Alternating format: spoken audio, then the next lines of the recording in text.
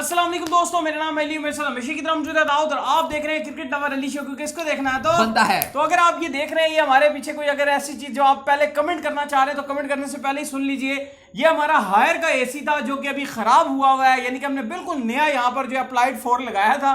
2 हफ्ते हुए हैं और इनके हालात देखें। ज़ल्मी का मैच होने वाला है, हायर साहब के जो उनके ज़ल्मी के जो ऑनर है जावेद आफरीदी, वो देख लें कि अभी हमने 2 हफ्ते हुए हैं इसको एसी नए लगाए हुए। 90,000 रुपए का हमारा खर्चा था और अभी जो है इसका फ्यूज है वो उड़ गया है। तो अभी ये ज्यादा मसला नहीं है, ये ठीक हो जाएगा आजकल में, लेकिन लगा एग्जैक्ट ऊपर था इसलिए वो नीचे लटका के गए हुए हैं। तो बात ये चीज जो आज हमने आपके साथ वीडियो में बात करनी है वो ये है कि आज जो मैच खेला गया जी, साथ में जो आप कोयटा ग्लैडिएटर और साथ लाहौर कलंदर, और ट्रेंड कर रही है इस वक्त, इस वक्त जो ट्रेंड कर रही है कि खबर वो ये है, सरफराज वर्सेस शाहीन, यानी कि हुआ क्या हुई लड़ाई, क्यों हुई लड़ाई, वजह क्या बनी, कंप्लीट डिस्कस उसके ऊपर भी करेंगे और मैच को भी डिस्कस करेंगे। जिस तरीके से जो है सरफराज ने जो है मैच निकाला है आज, क्या ही जबरदस्त। और अगला मैच के बारे में बात करेंगे, कराची किंग्स का ज़ल्मी के साथ मैच है जो आपके साथ कल हुआ है ना, वो आप अपने कानों को हाथ लगाएं और खामोश रहें। कल आपने पनौतीपन यहाँ शर्ट पहन के आप आए थे ना, कल नहीं, इतना बड़ा स्कोर, लेकिन उसके अलावा लगातार मैं जीत रहा हूं। लेकिन आपको भी शर्म आनी चाहिए, आप लाहौर को हरा गए हैं और मैं जीत रहा हूं आजकल बड़ी बुरी तरीके से। कह रहे जीत रहे, रात के टाइम बैठते हैं ना, रात 3 बजे जिस टाइम आप खाली कल वाला मैच हारा हूं, लेकिन उसके अलावा मैं परसों लगातार 2 मैच जीता हूं, आज भी एक मैच जीत गया हूं। स्पेशल मैसेजेस आए कुछ सब्सक्राइबर के थे कि आज तो चाचू ने दाऊ को रोल दिया। नहीं बिल्कुल, चाचू ने जो क्लासिक बैटिंग किया, साथ मुंडरो ने हीरोइक खेली है, दोनों छा गए, बम्बूजल्ड किया टोटल कराची को। मतलब आप कह सकते हैं अनबिलीवेबल टारगेट था, और वो जो कराची वाला मैच हुआ था उसको रिपीट कर दिया था। सेम टू सेम वैसे ही हो गया, क्योंकि उतना ही लंबा टारगेट था। शर्जील ने उसमें सेंचुरी मारी हुई थी, यहां पर बाबर ने शानदार हीरोइक बैटिंग दिखा दी थी। बिल्कुल कराची ने एक बड़ा वो 200 वाला जो टारगेट होता है वो दिया हुआ था, और यूनाइटेड ने उसी तरीके से जो वो चेस किया, हैरान कुन चेस किया, छा गया था बिल्कुल इस्लामाबाद यूनाइटेड। लेकिन बहरहाल अभी आज का मैच जो खेला गया लाहौर कलंदर का और कोयटा ग्लैडिएटर्स का मैच, लग तो ये रहा था अली कि जिस तरीके से कोयटा ने बैटिंग की थी, क्योंकि अब तो बिल्कुल ही अधमुई सी टीम लग रही थी कोयटा। ना अंद्रे रसल था इनके पास, ना इनके पास फाफ डुप्लेसिस था, बिल्कुल ही एक मुरझाई हुई टीम थी। और मैं तो आज कहूंगा कि ये अपसेट था जो आज जिस बॉलिंग यूनिट के साथ और जिस तरीके की बैटिंग थी, कोई बैटिंग में नजर नहीं आया। जो उसके अलावा जैक जो वर्ल्डरल्ड है, उन्होंने थोड़ी बहुत बैटिंग की, वो भी आउट हो गए राशिद खान की बॉल पे। फिर उसके बाद आज आजम खान का शो देखने को मिला, छोटा शो था, लेकिन हारिस रऊफ को जिस तरीके से उन्होंने मारा, राशिद खान को उठा के सामने छक्का मारा, उन पे भी चार्ज किया, तो बड़ी अच्छी फॉर्म में नजर आ रहे थे। लेकिन बैड लग रहे कि वो आउट हो गए। सरफराज एंड तक मजामत करते रहे, लेकिन जाहिर है वो 34 रन बनाए उन्होंने भी। लेकिन इंपॉर्टेंट चीज ये है कि जो सरफराज और जो शाहीन के दरमियान जो है वहां पे ग्राउंड के अंदर जो आज फाइटिंग देखने को मिली, इसके ऊपर क्रिकेट फैंस जो है वो बटे हुए दिखाई दे रहे हैं। बहुत ज्यादा फैंस जो है वो शाहीन को बुरा बुरा बोल रहे हैं, और बहुत से फैंस सरफराज को कह रहे हैं कि भाई तुझे रेडी गेंदे करवाएं, बाउंसर तो आएगा। अब हुआ ये कि जब जो है शहनशाह अफरीदी ने जो है उनको बाउंसर मारा और बाउंसर लगा उनके जाके हेलमेट पे, तो वो शहनशाह अफरीदी जो है वो एग्रेशन दिखा रहे थे एज अ फास्ट बॉलर। अगर आप उनको देखें तो पिच पे कुछ ना कुछ बोल रहे थे जाते के टाइम पे, जो आई थिंक शायद सरफराज ने सुन लिया, तो वापस वो आए। लोगों को ऐसा फील हुआ कि शायद शहनशाह अफरीदी जो है वो उनसे पूछने आए हैं सरफराज से कि यार तुम्हारे हेलमेट पर जो है वो बॉल लगा तो नहीं है, या तुम्हें कोई मसला तो नहीं हुआ। लेकिन वो बेसिकली पूछने नहीं आए थे उनसे, उन्होंने जो है कोई ना कोई इशारा किया था जिसमें सरफराज ने भी उनको जो है बल्ला दिखाया था। तो वो आके प्रॉपर तरीके से उन्होंने वो लड़ने के लिए आए थे, अपने एग्रेशन दिखाने के लिए आए थे। बात यह है कि सरफराज बेचारे के अब हालात इस तरह के हो गए हैं कि जिसका दिल करता है वो सरफराज के पास। अच्छा, शाहीन का भी ये सीन है ना कि शाहीन जब बड़े बंदों के सामने आते हैं तो शाहीन उस टाइम कुछ नहीं करते। बाबर आजम को आउट करने के बाद उनके साथ ऐसे गले मिलते हैं। शायद आफरीदी बिल्कुल, अब बूम आफरीदी उन्हें पता है बड़ा बिग नेम है, अब तो खैर उनके फादर इन लॉ भी बनने वाले हैं, लेकिन उन्हें पता है कि बड़े बंदे हैं, शाहिद खान आफरीदी से पंगा नहीं ले सकते। उसके बाद आउट होने के बाद सेलिब्रेशन भी नहीं कर रहे। लेकिन मोहम्मद आमिर क्योंकि रिटायर्ड हो गए थे, वो भी क्रिकेट से मतलब अलग ही हो गए थे, अब तो उन्होंने वापस ले लिया रिटायरमेंट। लेकिन बिला वजह कुछ भी मोहम्मद आमिर ने नहीं उन्हें कहा था, सिर्फ उन्हें बोल्ड किया, तो उसके बाद ऐसा एग्रेशन शुरू कर दिया उन्होंने कि जैसे अभी अब मारना शुरू हो जाएंगे मोहम्मद आमिर को। इसी तरीके से सरफराज के में भी यही दिखाई दिया हमें कि एंड में इवन जब हफीज आ गए तो उन्होंने सरफराज को कूल डाउन कर दिया। इवन शाहीन सोहेल अख्तर के साथ भी वहां तक जा रहे थे और फिर भी बातें सुना रहे थे। बात यह है कि सरफराज के अंडर ही जो है वो शाहीन ने अपना डेब्यू भी किया था, तो मेरे ख्याल से थोड़ा सा लिहाज रखना चाहिए था। और कुछ फैंस ये कह रहे हैं कि यार जो है शाहीन जो है वो जब बॉल करा के गए हैं तो वो वापस आए हैं सिर्फ ये पूछने के लिए आए हैं सरफराज से कि आपको लगी तो नहीं है। तो ये तो खैर पूछने के लिए नहीं आए थे, सरफराज ने वो किया जी आगे से सरफराज ने ये बोला कि काम डाउन, उन्हें सरफराज ने कहा था काम डाउन, और उसमें शाहीन एकदम से जो है वो आपा हो गए। लेकिन अली देखिए शाहीन की वही मैं हमेशा से बात करता हूँ कि शाहीन हमारे उभरते हुए स्टार गेंदबाज है, लेकिन आज की डेट में अगर आप पूछेंगे तो शाहीन अभी इतने बड़े बॉलर नहीं बने, शाहीन को बड़ा बनना है, शाहीन को बड़े बनेंगे ना, ये पता चलेगा आपको आगे, आपकी सीरीजें आ रही है ना, अभी देख लेना में करें ना, अभी बटलर आएगा, आगे बेन स्टोक आएगा, फिर मैं देखूंगा कि आपकी कितनी तेजी है, फिर आपका एक्सपीरियंस भी जज होगा, फिर आप उनको बाउंसर मार के गेंदे गुजारे उनके सर के ऊपर से, मैं देखूंगा फिर आपको, क्योंकि शाहीन को भी बड़ा बॉलर बनना है, अभी वो बने नहीं। अगर अभी से समझेंगे कि मेरे से कोई सीन नहीं है, कौन सा ऐसा आईसीसी इवेंट है जिसमें शाहीन ने बहुत अच्छी बॉलिंग बांग्लादेश के अगेंस्ट अच्छी बॉलिंग की थी, अदरवाइज वर्ल्ड कप 19 उनका ऑर्डिनरी रहा था, न्यूजीलैंड के अगेंस्ट उन्होंने ठीक ठाक बॉलिंग की थी, लेकिन मैचेस जो जितवाने वाली गेंदबाजी अभी उनको करने की जरूरत है। उस टाइम तो आमिर वहाब आपके साथ थे, उस टाइम आमिर वहाब थे, अभी आपके पास सीनियर बॉलर नहीं है। अब भी शाहीन को करके दिखाना पड़ेगा, क्योंकि अभी शाहीन बेहतरीन गेंदबाज है पाकिस्तान के, लेकिन वही बात है कि जिस तरीके का एटीट्यूड दिखाया है वो किसी तौर पे भी जस्टिफाई नहीं करता। थोड़ा सा मैं इस वजह से भी बात करना चाह रहा हूं कि अगर आप जो है अपने आप को सबसे बड़ा बॉलर समझ लेंगे ना, फिर आप जो है वो अपनी लर्निंग एबिलिटीज जो होती है ना उसको आप खत्म कर देते हैं।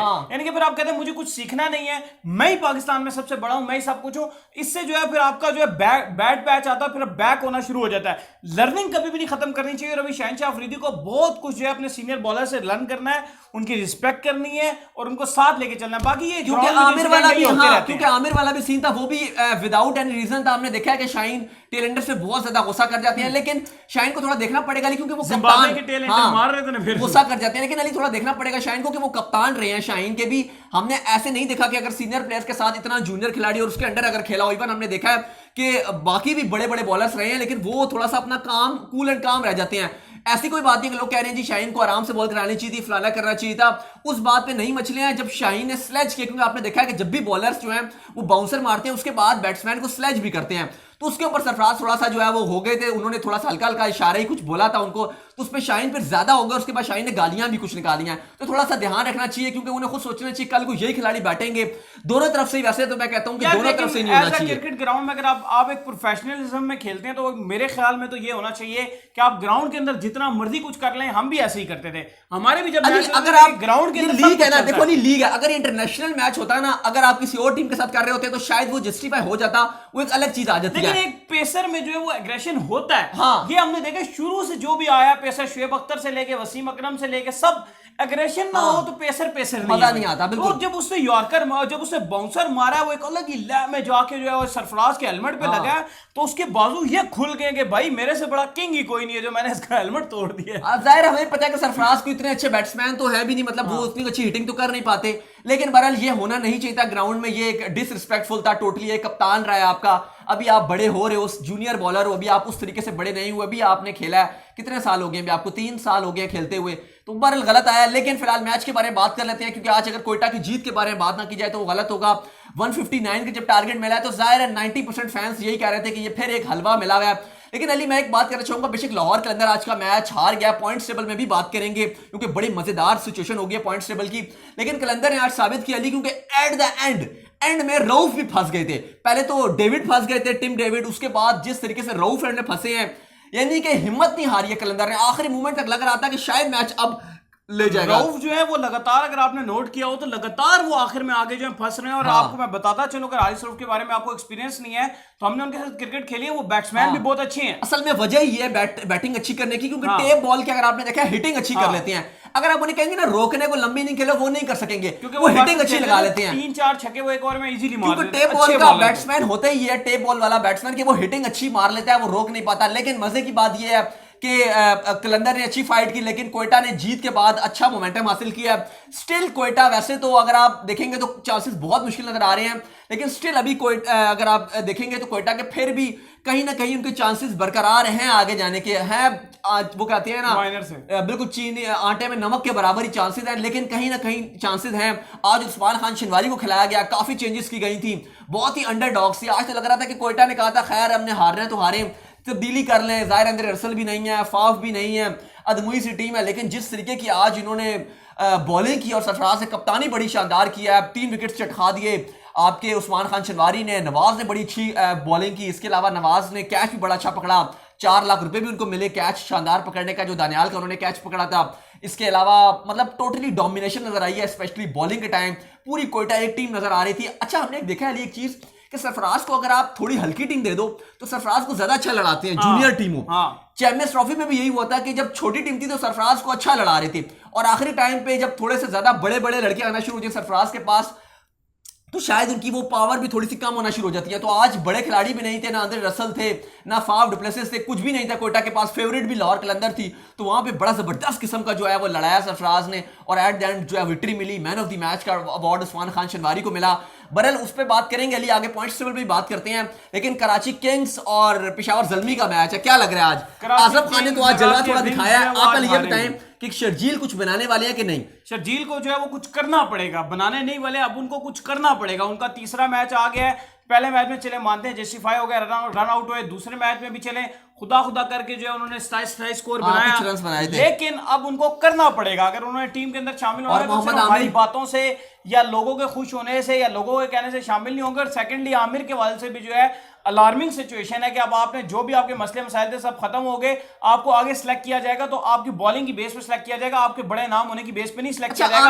आपको कुछ करना है। आमिर ने कल भी 2 ओवर तो अच्छे डाले थे, पहले 2 ओवर आई थिंक 10-12 रन उन्होंने दिया था। देखिए आप उनकी क्वालिटी क्या थी। आमिर की क्वालिटी ये थी अगर वो विकेट नहीं ले रहे ना तो वो रन भी नहीं दे रहे। पहले 2 ओवर में नहीं दिया, पहले वो नहीं, पहले अगर आप इंटरनेशनल में भी देख ले सबसे ज्यादा कम इकोनॉमी में आमिर रहते थे। लेकिन अब उनका मसला ये आ रहा है ना विकेट ले रहे हैं ना रन रोक रहे। नहीं, लेकिन पहले 2 ओवर में वो कल भी रन उन्होंने नहीं खाए थे, लेकिन आखिरी 2 ओवर में क्योंकि क्रूशियल मूवमेंट थी, इफ्तिखार भी छाए हुए थे और उसके बाद आपके मुनरो भी छाए हुए थे, वहां पे भी उन्होंने इफ्तिखार को 2-3 अच्छी बॉलिंग की है।